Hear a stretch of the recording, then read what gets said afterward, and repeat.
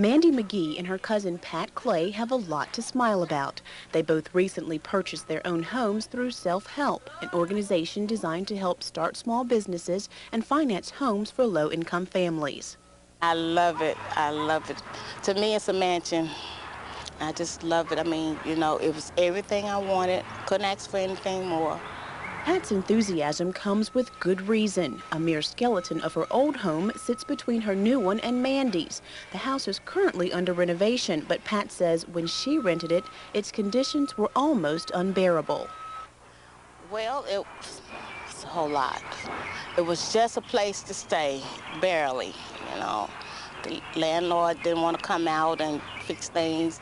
It just needed a lot of repair. And it was, like I said, it was cold and drafty, dingy. I thought one time it just was barely livable.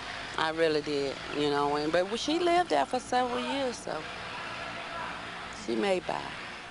Mandy has lived in the Walltown community in Durham for 13 years, Pat for 7. They and other longtime residents have seen the community go from bad to worse, with drug dealers ruling as recently as a year ago. Reverend Luther Brooks is the pastor of St. James Baptist Church. It sits across the street from the 2 remodeled homes. A long way. There were a lot of refrigerators and garbage and stuff all over the place, cars on the sides of the streets. When I came here some years ago, there was drug dealing so great here that at one point I had to actually take a chair, sit out on the sidewalk, because we just weren't going to allow people to deal drugs in front of the church. When I first moved over here, I said, Lord, I can't stay over here. You know, I got to find somewhere else to go because things were always happening. And slowly, it just moved out. And today, it's a much better place to live. I'm proud to be over here now. The facelift the Walltown community is receiving is mainly due to Self-Help. Martin EAKES and his wife founded Self-Help 17 years ago, literally out of the trunk of their car.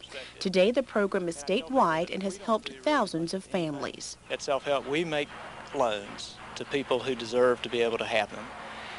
And really what keeps me going is seeing the families who are able to say, we're going to do something for our own children that we weren't able to do growing up. And I just love it. If people own their own home, their whole sense of responsibility for that home really is a very different kind of responsibility and feeling. And it is very clear from some of the data that I've seen that crime is down more in neighborhoods where there's more home ownership rather than rental and so on and so forth. So it's sort of an investment in the community that makes a lot of sense anywhere. Self-Help's philosophy is that ownership in either a home or a business allows people to improve their economic position. That's why the program has lent more than $100 million to help North Carolinians buy homes, build businesses, and strengthen community resources. Families who make 80% or below the median income of a county are eligible. The Self-Help program targets low-wealth neighborhoods like the Walltown community and renovates them one block at a time. Officials say this helps breathe new life into dying areas across the state. It seems like to me since we've been here, since they have started renovating these homes, these other neighbors, they work on their yards and everything is quiet and it's just so much better. It really is. It's nice to see people caught up in the spirit. It really is. And that's what it is. It's the spirit of doing better. As the garbage and boarded-up homes in Walltown slowly become a thing of the past, Self-Help officials are working to make sure they'll have the money available for the next community. The program serves as a middleman between traditional banks and low-income families, but they also make direct loans and must rely on private donations like the $2 million Duke University donates every few years, federal funds, and money from the General Assembly. This year, Self-Help is asking legislators for $5 million. The General Assembly money is absolutely critical. For every $1 million that is appropriated by the General Assembly, we're able to make $10 million of home loans. If, as we believe, all of those loans will pay back successfully, we'll be able to do another $10 million with that appropriation. Without it, we simply can't take the risk.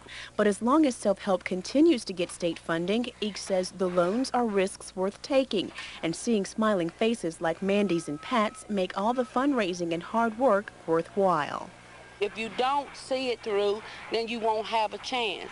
And if you low income or you single parent or something like that, you need help. And it's nice to know that it's help there for you. All you have to do is make an effort, a real effort, to accomplish this if this is what you want, and you can do that.